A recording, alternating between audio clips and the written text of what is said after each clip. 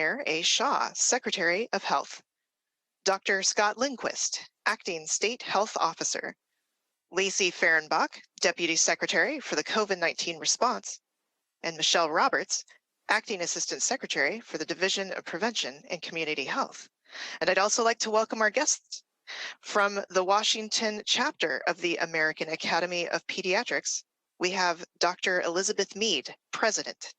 And from the University of Washington, we have Dr. Shirisha Danareddy, Clinical Lead for the UW Medicine COVID-19 Vaccination Program. To begin today's briefing, we'll open with remarks from Secretary Umair Shah. Good morning, everybody. I hope you can hear me okay, Frangie. We can, go ahead. Perfect. Well, good morning. I hope everybody is well today. I want to just start by, first of all, acknowledging the 1-year anniversary of Mr. George Floyd's death yesterday. And I think that underscores the continuation of the importance of equity and fighting racism, and certainly taking on all forms of violence and injustice in our country. We want to just acknowledge the fact that there is a lot more work to do, but public health remains at the center of being able to work in this world of both fighting injustice, but also making sure that we bring violence and racism as public health issues to the forefront of the work that we do. I also wanted to just acknowledge the fact that we have a couple of guests on today, and I'm going to keep my comments quite brief today, as I want to have time both to talk about or have our team talk about myocarditis and pericarditis. We know that there may be a few questions related to that in vaccines, and also to make sure that there's time for our guests to be able to provide their comments as well. Well, let me start with first some positive news. I wanted to recognize the new state budget, which, as you all have been watching, has included close to $150 million, $147 million to be exact, for public health in the 21-23 biennium, and $296 million in the future biennium. I want to thank the legislature, and I want to thank Governor Inslee for this forward-looking approach to funding critical services and activities in public health throughout this crisis, but also well beyond this crisis. We know that these investments have been needed for a long time, and we know that the challenge of COVID-19, as we start to see light at the end of the tunnel, that's getting closer, and the light is getting brighter, that we have also uncovered many challenges and many gaps within the public health and health system as a whole. And we want to make sure that we do everything we can to fill those gaps. And I want to thank again the governor and the legislature and our leaders for everything they've been doing to really make sure that we are not using COVID-19 as a one and done moment, but really a transformational moment for health. The funds that have been set aside have been really can be used for a number of things, including investments in modernizing data management systems, modernizing and investing in our workforce, and really the know-how for the systems to be able to talk across systems and with each other. Other areas that are of benefit are obviously disease control, especially communicable disease control, environmental public health, maternal child health, chronic disease prevention, injury prevention, and certainly access to care. We've noted in COVID-19 and the response to this pandemic that many of these very areas have also been impacted, including in behavioral health. And we really want to make sure that these improvements are, again, not a one and done for COVID-19, but really what does health look like for the future. These improvements, we believe, will positively impact almost every individual living in the state of Washington for years to come. And so these are big deals. This is not just a small consideration. These have significant impact for the future for us. I also want, in the same vein, to acknowledge yesterday that at Department of Health, I made a series of organizational announcements with some moves towards shoring up our policy work our engagement work, our work with strategic partners, and certainly our work on innovation by creating a new Office of Innovation that is going to really lead Department of Health into the future and really allow us to position our department as a leader, as an agency leader across the country.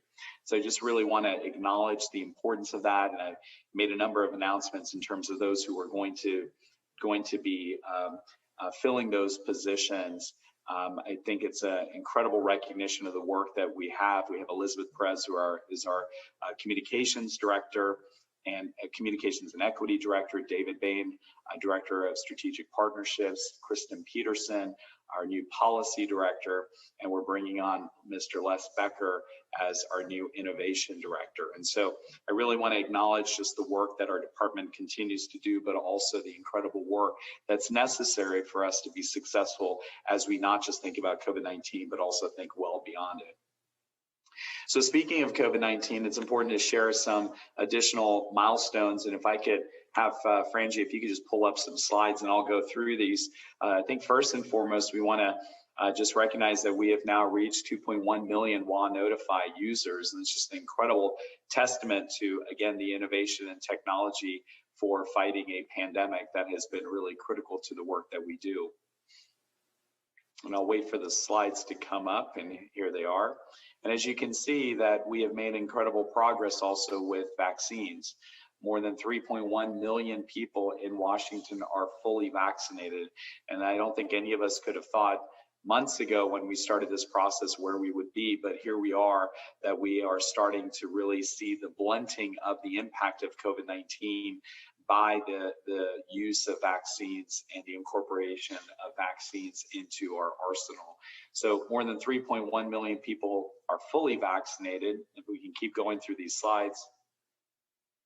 In addition, more than 60% of our population has received, above 16 years of age above, have received at least one dose, and that represents 3.7 million people. And if you can just think about the incredible progress that has meant with all of our partners on the ground, everything that everybody has been doing, so that we are really truly saying #InItTogether.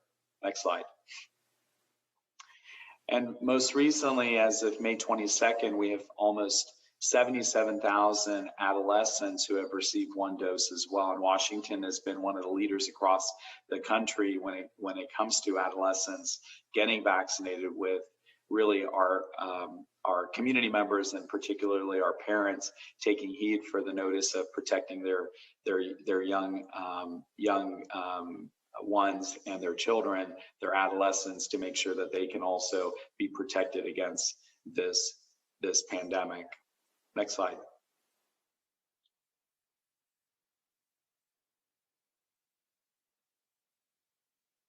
You know, we've talked about the three-legged stool over a long period of time, and it was really about supply. It was about the administration and logistics, and certainly about demand. And we have now administered more than 6.7 million doses of COVID vaccine throughout the state of Washington. And I just really, again, underscore how critical it is, the work that we do here. Next slide. Our 4 state-led mass vaccination sites have been doing just an amazing work with our partners in the emergency management, the WA National Guard, and also all sorts of other partners in the private and public sector locally. In the 3 or 4 months that we have been open, they've given out nearly 300,000 doses of COVID-19 vaccine. And I just can't say how important it was to fill this gap at a time where we really didn't have a lot of the capacity that was built. But now the capacity is available throughout the state in the communities where we have these mass vaccination sites, and we are now doing our best to demobilize these sites and move towards pivoting into mobile outreach efforts. And increasingly, you're going to see efforts where it's not just about people coming to us in the public sector, but our efforts to go to people. And we are really working in that regard as well. We are going to be launching over the next a week to 2 weeks, a set of an initiative called Caravans, and it's going to be an initiative to really get mobile outreach into communities across the state of Washington. We're very excited about that, and we're going to be releasing some additional information about this so people can understand how they can, entities and partners on the ground, how they can sign up for being able to get one of the caravans in their communities. And we are really working with our local health departments. This is not in opposition, this is in complement to the work that's happening within our local jurisdictions. And I want to thank our Department of Health team for really moving forward in this work as well. Next slide. And finally, I guess the other piece of this is that we've administered almost 86% of the more than 7.8 million doses that have been delivered to the state of Washington. Again, a testament to the efficiency of the work that we've been really engaged in, and Washington continues to focus on not just the numbers, but also the equity pieces, which our efforts in mobile outreach will continue to hone in on as we move forward. And I believe that's it for Angie, unless there was one more. Oh yeah, one more, which was if you need to get help in getting a vaccine, this is the way to get 833 Vax Help. This line is available with language assistance, and we've extended hours. We want to make sure people are using this line, 833 Vax Help. We want to do everything we can to provide people information on where they can get vaccines.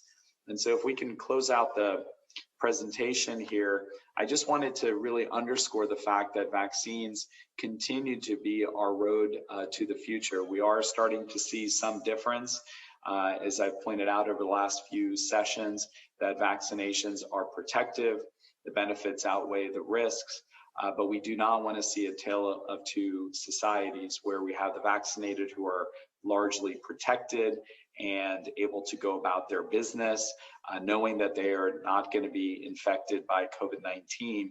And then you have the unvaccinated who are also going to try to go about their work and their business and their life, but they are continue to be at risk for infection with COVID-19.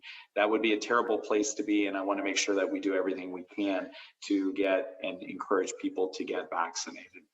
So now I'll turn it to Dr. Lindquist as we talk about a number of things, but in particular around myocarditis and pericarditis cases that we've been seeing across the country. And we're also have similar investigation of potentially this happening within the state of Washington as well. We obviously want to underscore that further investigation is needed, whether there is true connection to COVID-19 vaccines or whether this is just related to having vaccines be out there in more people, and the vaccine experience.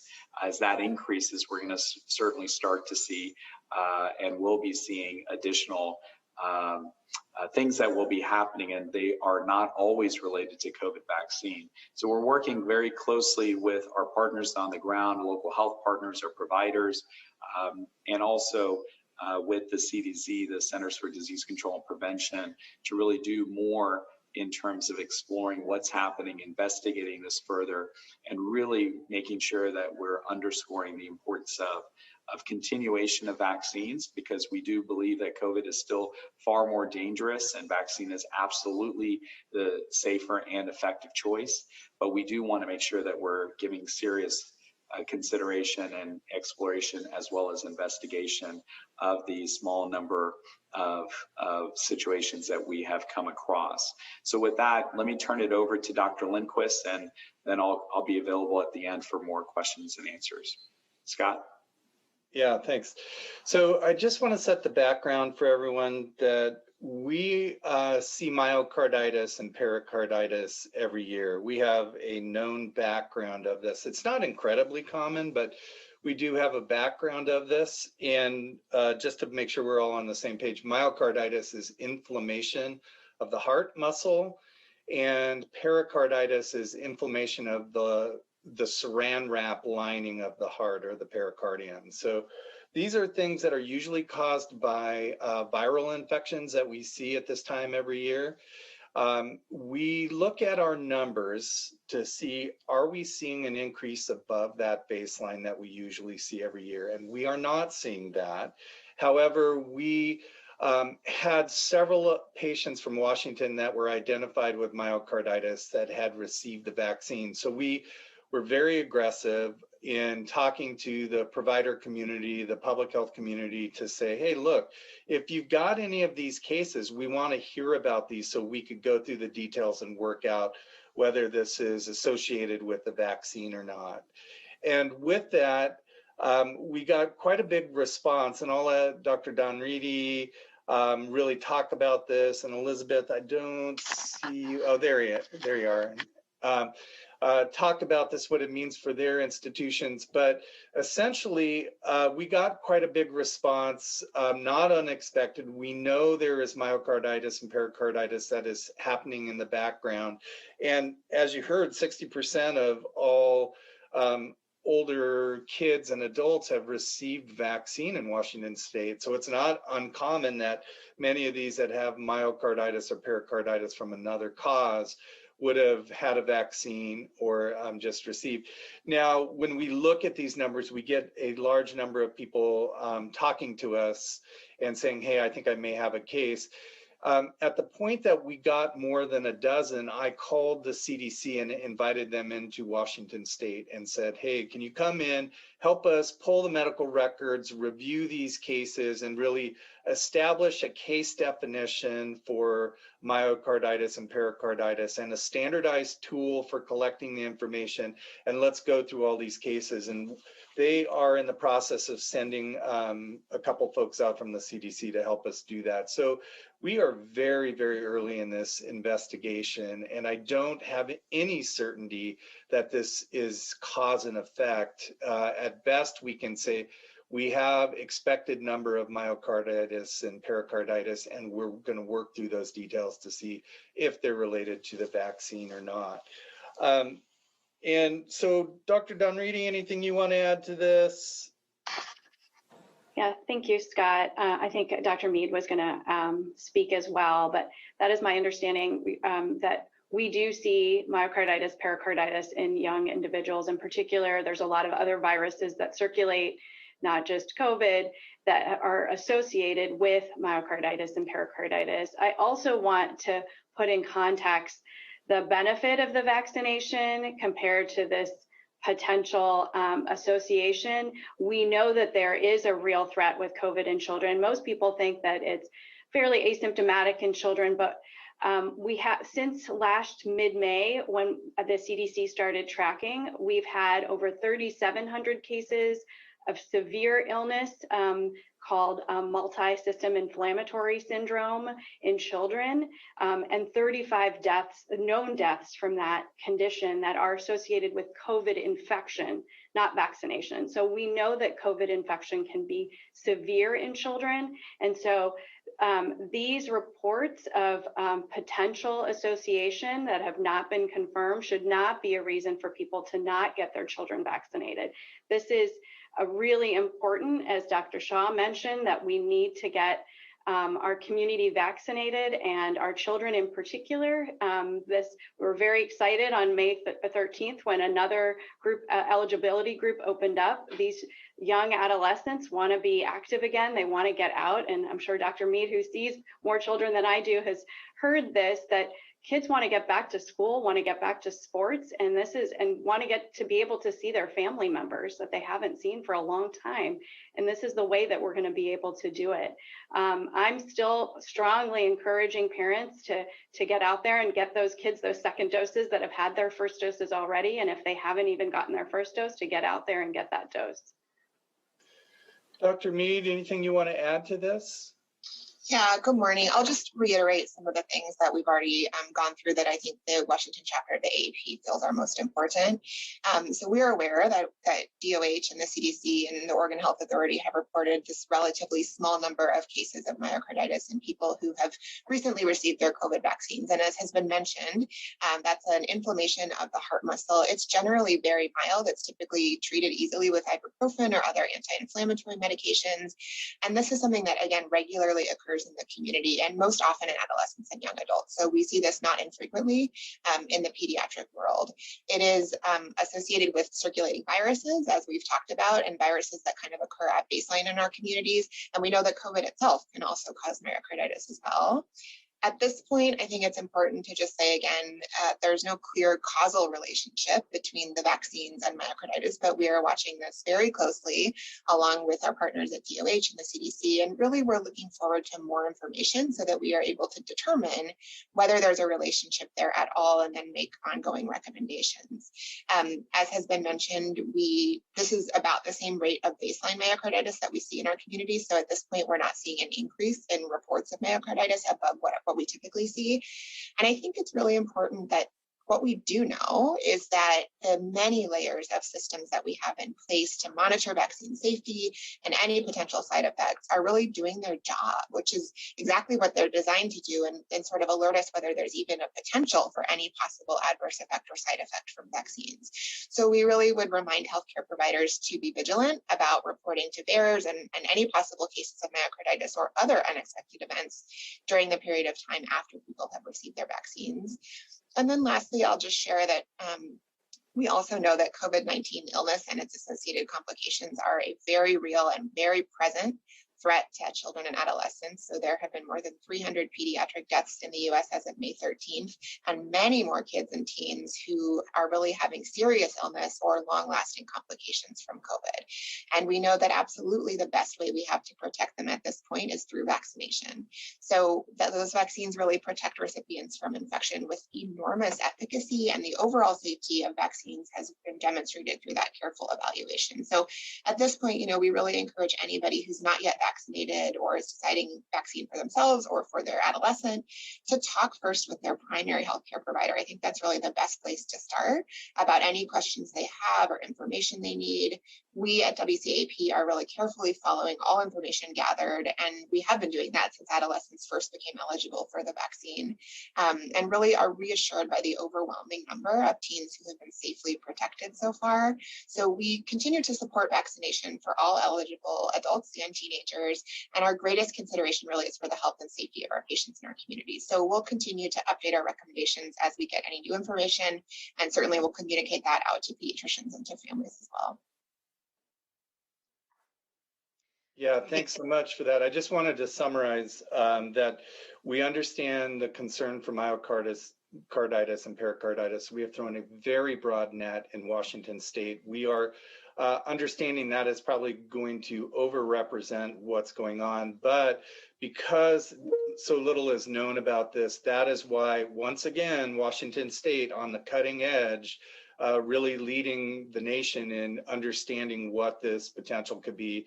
Having the CDC here, having some really good baseline information on these patients as we rule them out, and a reminder that we're not just getting cases or concern for suspect cases in adolescents. This is in all age groups at this point.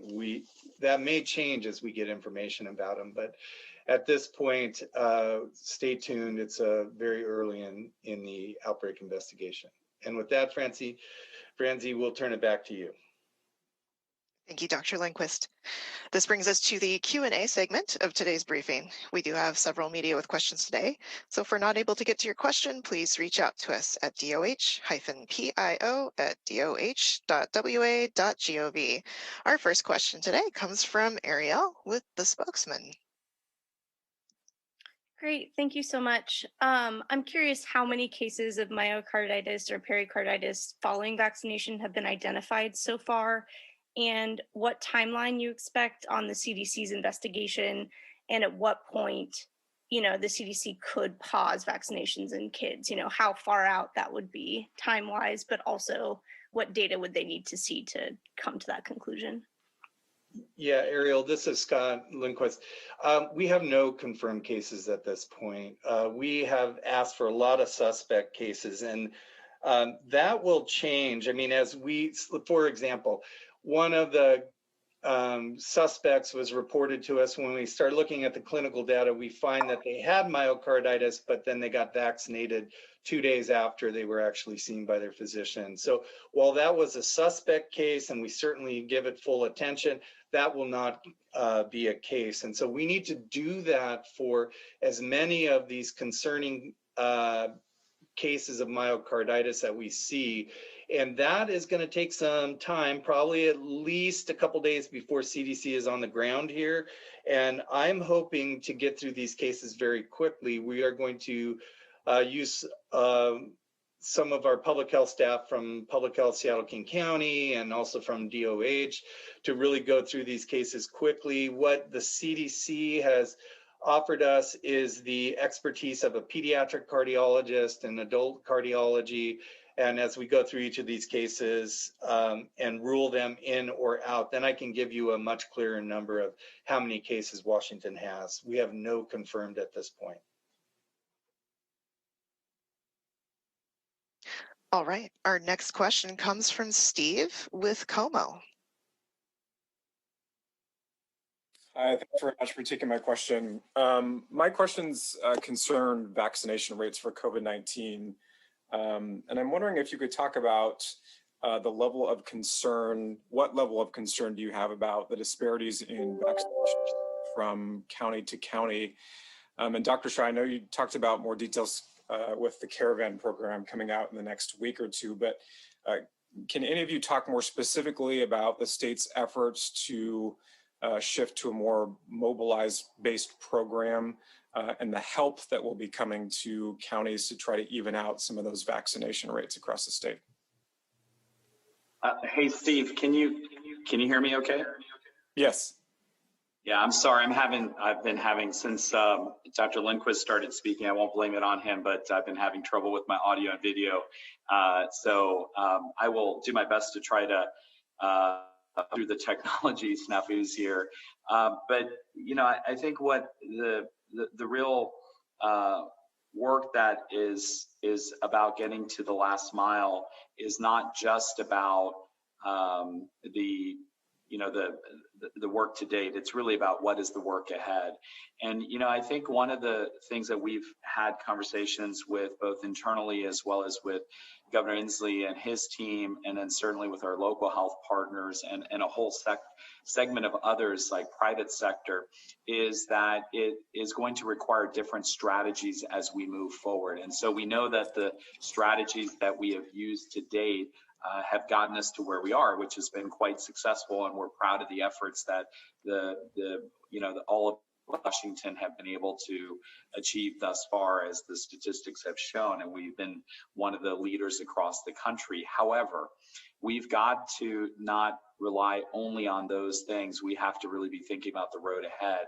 And that means that mobile outreach is so critical, the pivoting to being able to get into, for example, more rural communities, smaller jurisdictions, working with our local public health jurisdictions that they're doing, supporting that work.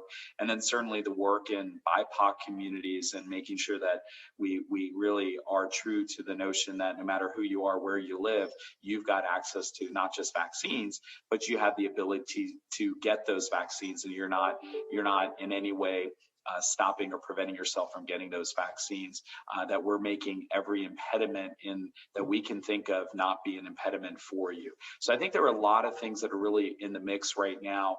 And this is really a capability, the Caravans capability that I refer to is a capability that we at DOH have not had previously, but it's acknowledging the fact that we have to really be markedly more robust with the work that we do, not just for COVID-19, but well beyond. So Steve, I think you're hitting the nail on the head, which is that the same strategies that we've used for getting us to where we are today have been successful, but we can't rely on those alone. We have to pivot to be able to add and incorporate additional strategies. And those strategies include really making sure that we remove every impediment and also help people understand and recognize the absolute critical importance of vaccines. And that's why safety and effectiveness are so critical to this, because we do want to make sure that this is not, again, as I said, a tale of two societies where we have, people who are vaccinated and protected going about their business, and those who are not vaccinated, not protected, and unfortunately getting sick. And that would be a terrible place to be, especially when we see what's happening across the globe, where there are so many places around the world where people would really want to get vaccinated. And here we have vaccines that are free, they're available, they're right down the street from you, and people are not availing themselves of that. And we want to make sure we do everything we can to change that narrative.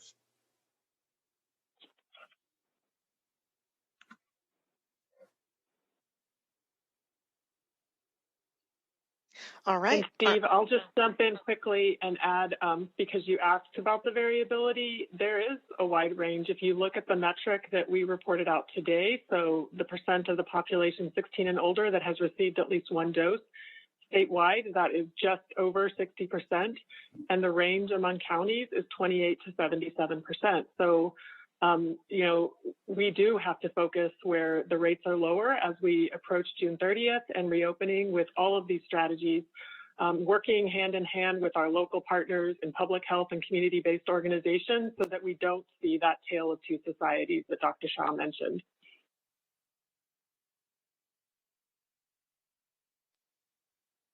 All right, our next question comes from Nicole with Cairo Radio.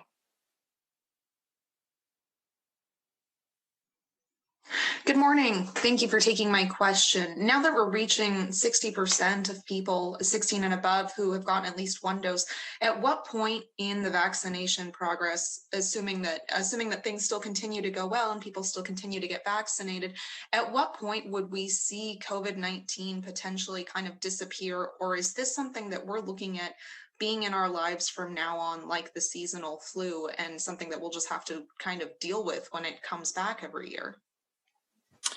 Well, thank you for that. Nicole, can you guys hear me? Again, I had to switch again a device, so apologize. Can you hear me okay? I can hear you. Yeah, you know, I think there's really a lot of unknowns there, and I wish that we had a good answer for that question. First of all, we're absolutely laser focused on vaccinating as many people and as equitably as possible throughout the state of Washington. So that's, I think, the first and key point. But secondly, is that we are starting to see the benefits of this. You know, we talked about the last two sessions where those who are 45 to 64 and those who are 65 and above, the reduction in the risk for hospitalizations if you're vaccinated versus not being vaccinated. So we do recognize that there is a lot that we have made progress on, but a lot that we still do not know. We do not know what a percentage will truly be that's going to allow us to once and for all, get through this pandemic and push COVID completely into the ground and be done with it and put our victory flag and we say we beat this virus. The real challenge we have is that again, a lot of this depends on people in our communities who we hope will do the right thing and get vaccinated. Will do everything they can to help someone else get vaccinated. But the truth is, if that does not happen, and this is not just a Washington phenomenon, but across the country or even across the globe, unfortunately, we're going to be with COVID-19 for a long time coming. Now, the question is, how severe will it be? Or will it just be that we'll have clusters and outbreaks every so often in certain settings that will be something that we will have to be dealing with? The reality is that there's a lot that we still don't know. Scott or Lacy or Michele, did you guys want to add anything to that? Yeah. Any comments? Yeah, the only thing I'll add is this comparison to flu is interesting, but COVID does not act like flu in any way, shape, or form. Flu tends to be seasonal every year, and COVID has been with us for over a year. So it's not acting like a seasonal respiratory virus. And I think what's the most interesting thing about this last year is we saw no appreciable flu season with the masking and the social distancing that we used for COVID. It absolutely wiped out flu. We didn't see the outbreaks. We didn't see the death. We didn't see the nursing home involvement like we had. So the real question in my mind is, what role does social distancing and mask wearing during the respiratory virus season mean going forward for COVID and other respiratory viruses? Because obviously very effective.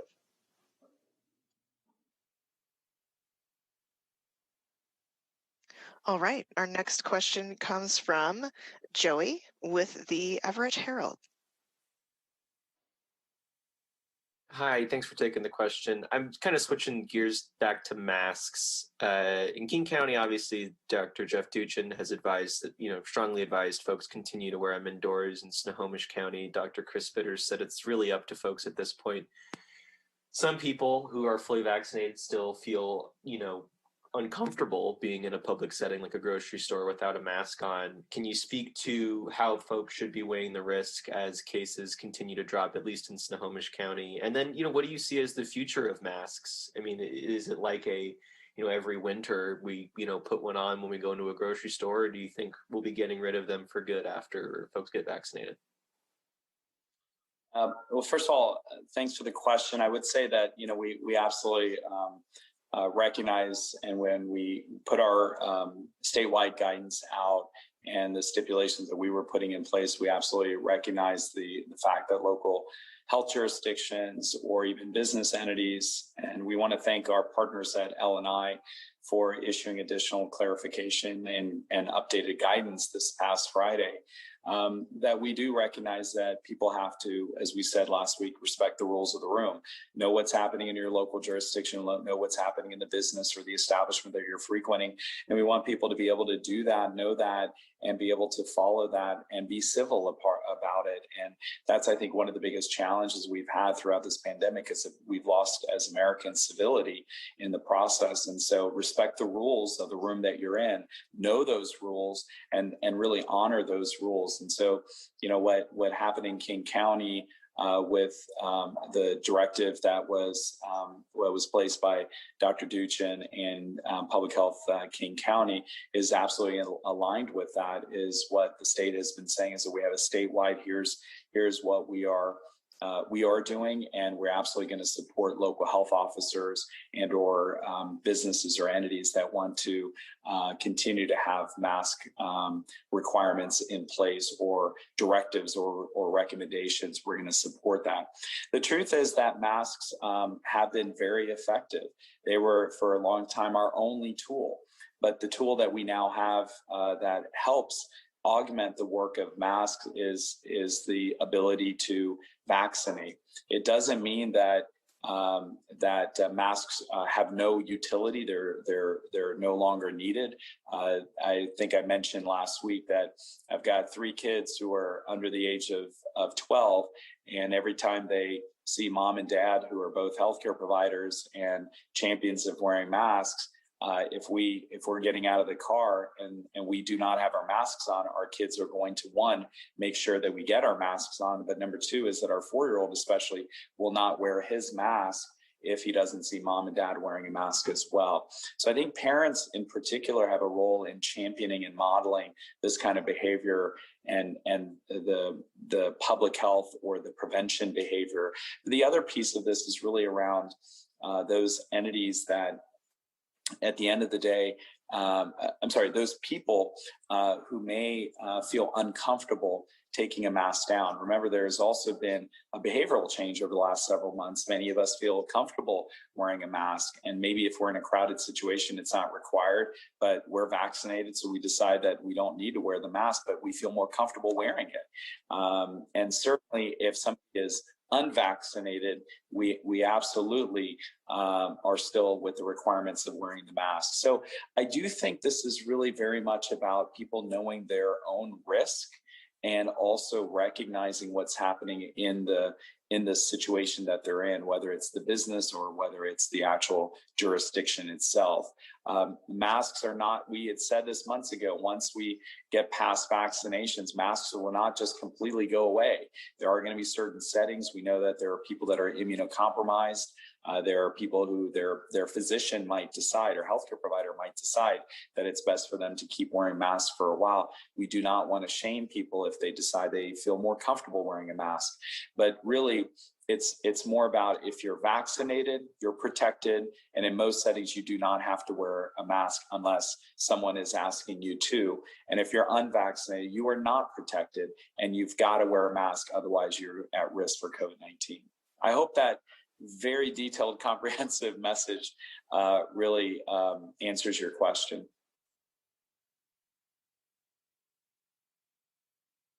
Yeah, thanks so much.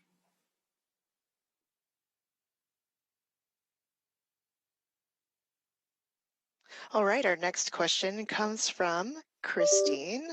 Christine with the Seattle Times.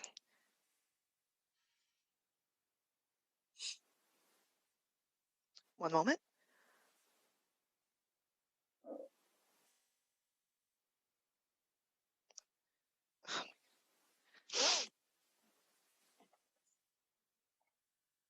Go ahead, Christine.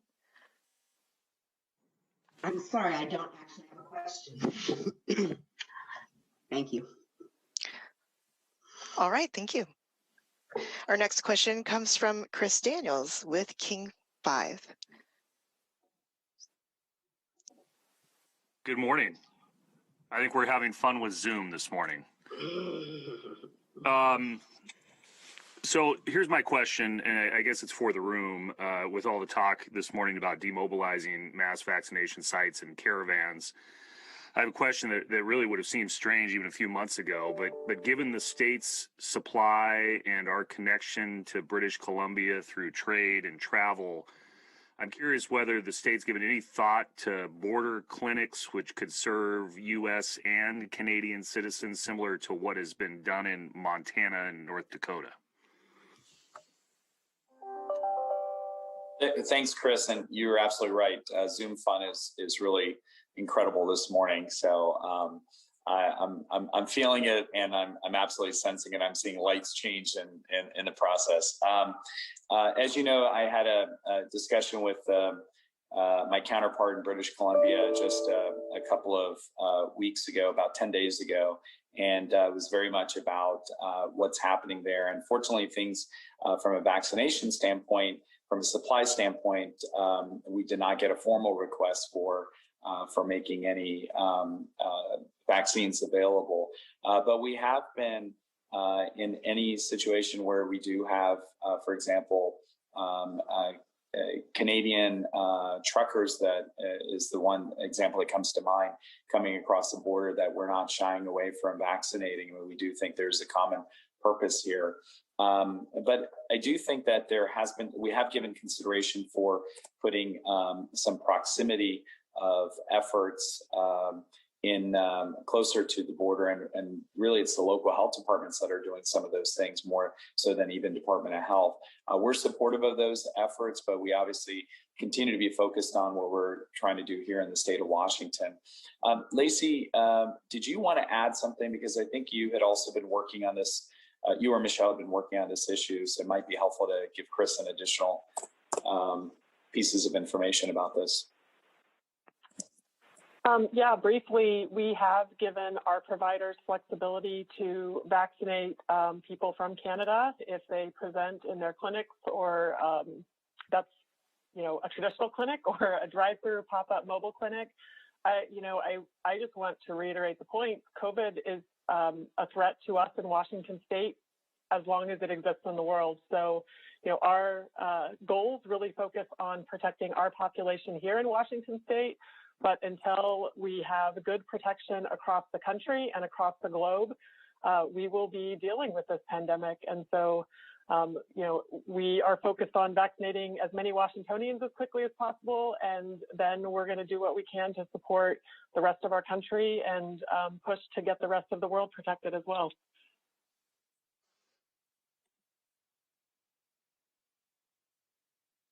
All right, thank you. Well, we've made it through. Oh, go ahead.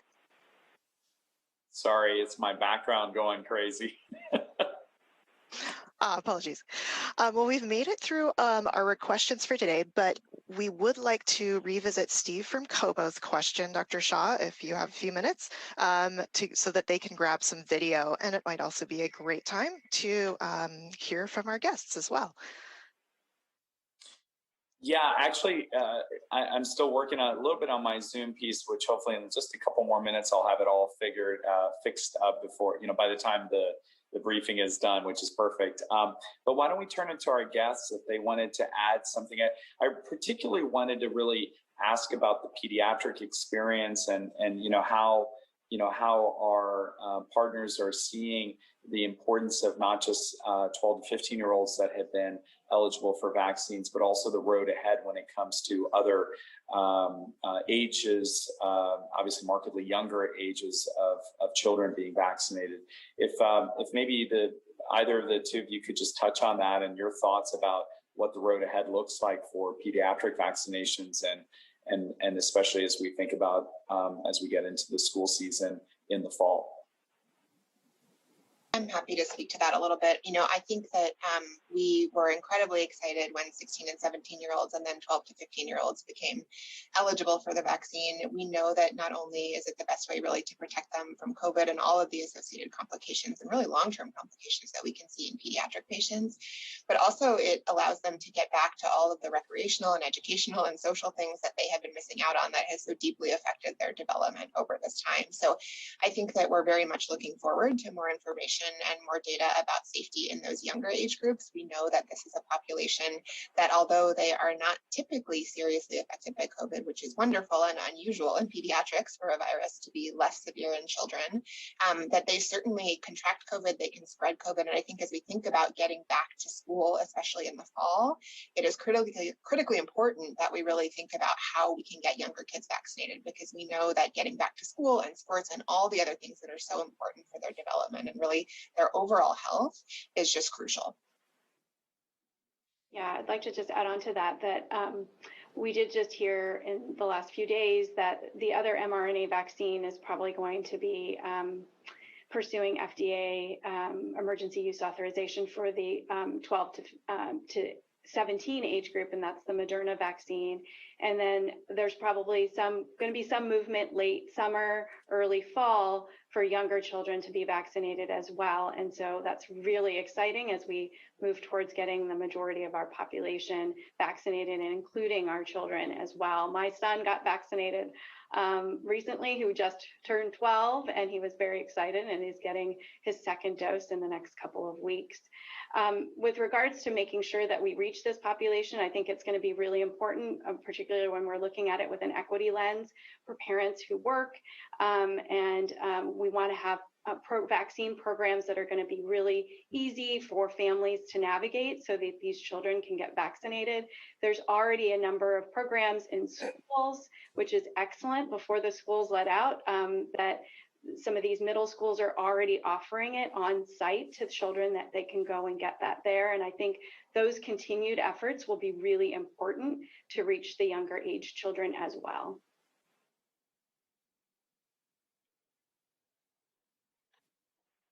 That's great. Thank you so much. I think that pediatric perspective is so critical to really the road ahead, and we want to make sure that there's been a lot of confusion because people have been sensing, oh well, kids don't get sick, so we don't have to worry about them, or kids are resilient, so we don't have to worry about them.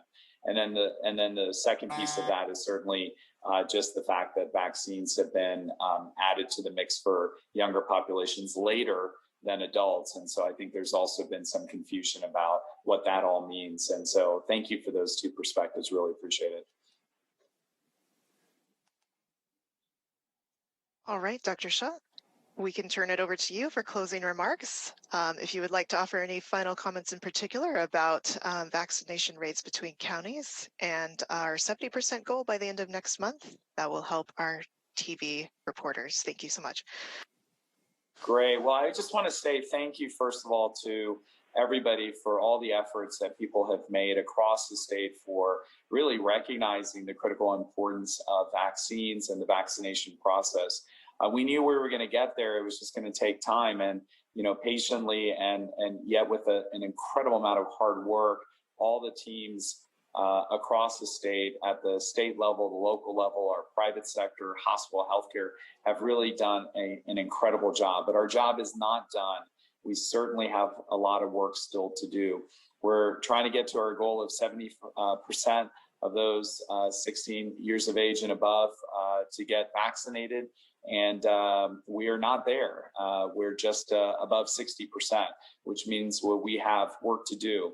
And we also know that the work to date has been successful, yet this road ahead of us, the last mile, if you will, is incredibly difficult. And it's also going to require a change and augmentation of our efforts what we have done previously and what we are doing now means that we have to do everything we can to work together in order to be able to vaccinate. And our key message is don't hesitate, vaccinate. We know that there are certain communities across the state that are not able to share in what we're seeing in other parts of the state. And we want to do everything we can to really make sure that no matter where you are, where you live, ultimately vaccines are available to you. And we see vaccination rates that are not just differences in vaccination rates across counties and communities, but we start to see those counties and communities all come together so we can ultimately vaccinate as many people across the state of Washington so we can finally put this pandemic to an end. So with that, thank you so much. And I really look forward to the continued work ahead. As the Secretary of Health for the state of Washington, I've made it very clear that I'm the Secretary of Health for the entirety of the state of Washington. And that means that we have to do everything we can to be able to work together to vaccinate and ultimately do everything we can to improve the health and well-being of all Washingtonians. And so thank you for that. And let me just close by saying thank you to everybody that joined us this morning, our guests, as well as our team at DOH. Apologies again for the technical snafus that I had with Zoom this morning, but I'm really glad that we were able to talk through a lot of very important issues and look forward to a continuation of this discussion over the next several weeks. Frangie, I'll turn it back to you to close. Thank you, Dr. Shah. This concludes today's media availability. I'd like to thank our panelists for their time today and for TPW for hosting today's live stream and archives of past briefings. Thank you all and take care.